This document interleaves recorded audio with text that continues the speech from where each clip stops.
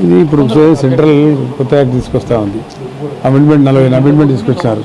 అది పూర్తిగా ఇల్లీగల్. అది ఒక మత సంస్థ, అది దాంట్లో ఇంటర్ఫియర్ కావడమే పొరపాటు. ఏదైనా ఉంటే మన వాళ్ళని కూర్చోబెట్టి ఒక బోర్డు సంబంధించిన ఎన్జిఓస్ ఉన్నారు, ఇంటలెక్చువల్స్ ఉన్నారు, పెద్ద పెద్ద పాలిటీషియన్స్ ఉన్నారు.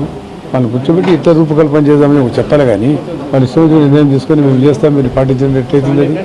ఒక బోర్డు తీసుకొని అన్ని మతస్థులు ఎట్లా ఇస్తారు? అన్ని ట్రాన్స్పోర్ట్ మా ముస్లింలు ఇస్తారా? కాదు కాదు. అది ఏ మత సంబంధం ఇచ్చి దాన్ని గౌరవించి దాని మత గౌరవాన్ని కాపాడాలి. కానీ అట్లా చేయడం అనేది చాలా పొరపాటు. ఇది దానికోసం ఆ రోజు శ్రీనివాసరెడ్డి గారు కూడా ఉన్నారు. నేను సీఎం గారికి చెప్పా, సార్ ఇట్లా అంతా దేశమంతా మీ వైపే చూస్తూ ఉంది, మనం ఏం చెప్తే జరుగుతుందని చెప్పి నాకు ముస్లిం పర్సనల్ బోర్డు కూడా ఫోన్ చేశారు. వాళ్ళతో కూడా మాట్లాడా. ముస్లిం పర్సనల్ బోర్డు మాట్లాడిన తర్వాత నేను శ్రీనివాసరెడ్డి గారు పక్కనే ఉన్నారు, అప్పుడు కూడా పక్కనే ఉన్నారు. అప్పుడు సీఓతో అంతా ఎక్స్ప్లెయిన్ చేసి చెప్పాము. సార్ సరే అది జీపీసీకి పంపండి అని చెప్పారు, జాయింట్ పార్లమెంట్ కమిటీకి. జాయింట్ పార్లమెంట్ కమిటీ కూర్చుంటుంది, అది నిర్ణయం ఎప్పుడు తీసుకుంటుందో దాని వల్ల ఏ మాడిఫికేషన్ వస్తాయో, ఎందుకంటే అందులో అన్ని పార్టీ వాళ్ళకి ఇచ్చారు అవకాశం. ఇప్పుడు దాని నిర్ణయం ఏమొస్తుందో చూద్దాం. అయినా అది మత సంస్థ ఉండవచ్చు, దానికి దాని అర్బన్ ఏరియా ఎక్కువ కాబట్టి దానిలో కానీ క్రిస్టియన్ ప్రాపర్టీ కానీ వాల్యూ ఎక్కువ ఉండవచ్చు. కానీ వాల్యూ ఎక్కువ ఉండని చెప్పి రైల్వే తర్వాత డిఫెన్స్ తర్వాత దీనికి ఎక్కువ అని చెప్పి దాన్ని కూడా ఆక్యుపై చేసుకోవాలనుకుంటే జగన్మోహన్ రెడ్డి గారు తీసుకొచ్చిన యాక్ట్ అవుతుంది. ఆయన అందరి అది అది ల్యాండ్స్ టైటిల్ యాక్ట్ తీసుకొచ్చి కలుపుకున్నాడు. ఆ రకంగా అవుతుంది. అది ఆ రకంగా చేయడం అనేది దుర్మార్గం. అది ఆ పని చేయకూడదు.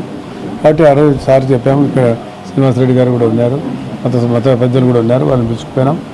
వాళ్ళకి కులంకృష్ణంగా అన్ని సార్లు చెప్పిన తర్వాత ఆయన్ని వారు మెసేజ్ ఇవ్వడం జరిగింది. మా పార్లమెంట్ మెంబర్లకంతా జేపీసీ పంపండి అని చెప్పి చెప్పడం జరిగింది. కేంద్రానికి ఏమైనా చట్ట సవరణ పైన చాలా ఉన్నాయి. ఎందుకంటే ఇప్పుడు వ్యతిరేకత చాలా ఎక్కడ పోయినా ఇదే అడుగుతున్నారు. వేరే విషయం అడగడం లేదు. మరి ఎస్పెషల్లీ రాయలసీమలో చాలామంది ఫోన్లు చేస్తున్నారు, మెసేజ్లు ఇస్తున్నారు. మమ్మల్ని కూడా చెప్తా ఉన్నారు, మీరు కూడా భాగం కదంటే భాగమే కాబట్టే నిలబడింది. ఇంతకుముందు వాజ్పేయి గారు ఉన్నప్పుడు కూడా మేము భాగం ఉన్నాం, కానీ ఇప్పుడు కూడా ఇలాంటి పని జరగలేదు. ఇప్పుడు కూడా జరగదని అనుకుంటాం. తప్పకుండా మన ప్రాపర్టీని కాపాడుకుంటాం.